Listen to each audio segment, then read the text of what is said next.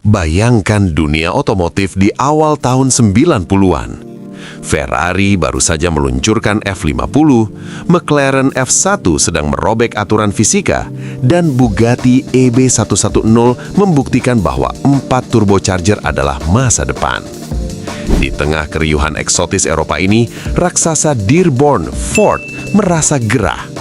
Mereka tidak ingin lagi hanya dikenal sebagai produsen truk F150 atau sedan Taurus yang membosankan. Mereka ingin sebuah pernyataan perang. Proyek ini dimulai di bawah kerahasiaan tingkat tinggi dengan nama kode yang membangkitkan bulu kuduk, The Ultimate Supercar.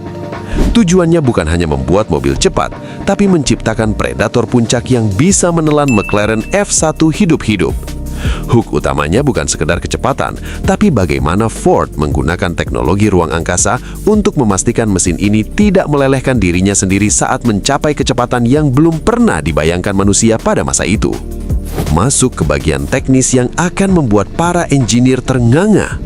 Ford GT90 tidak dibangun dari nol, tapi merupakan hasil kanibalisme cerdas. Para insinyur mengambil chasis monokok aluminium dari Jaguar XJ220 karena saat itu Ford memiliki Jaguar dan memperpanjangnya untuk menampung mesin yang lebih besar. Namun jantung mekanisnya adalah keajaiban yang gila.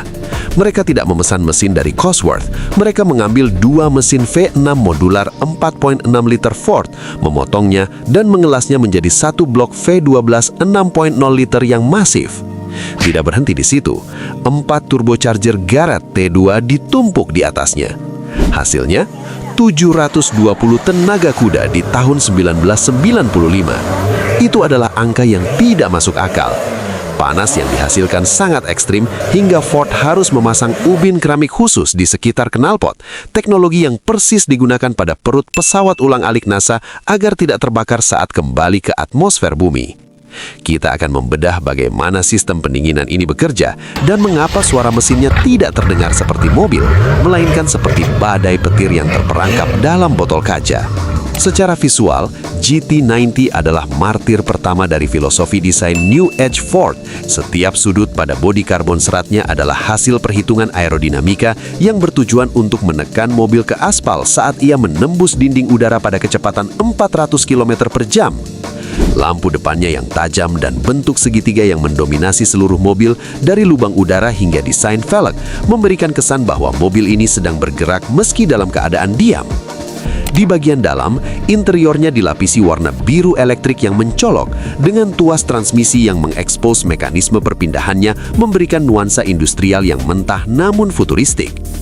Kita akan membahas bagaimana desain ini membagi opini publik antara sebuah mahakarya seni modern atau sebuah kegilaan visual yang terlalu berani untuk zamannya. Ini adalah bagian paling tragis. Mengapa mobil sesempurna ini tidak pernah sampai ke garasi kolektor? Jawabannya adalah perpaduan antara ketakutan finansial dan politik korporat. Ford menyadari bahwa untuk memproduksi GT90 secara massal, mereka membutuhkan infrastruktur yang mereka tidak miliki tanpa merugi jutaan dolar per unit. Terlebih lagi, ada kekhawatiran internal bahwa GT90 akan terlalu mendominasi dan mempermalukan merek mewah mereka sendiri, Jaguar dan Aston Martin. Mobil ini terlalu berbahaya, terlalu cepat, dan terlalu mahal untuk sebuah logo Blue Oval. Prototipe fungsional satu-satunya itu tiba-tiba dipensiunkan paksa.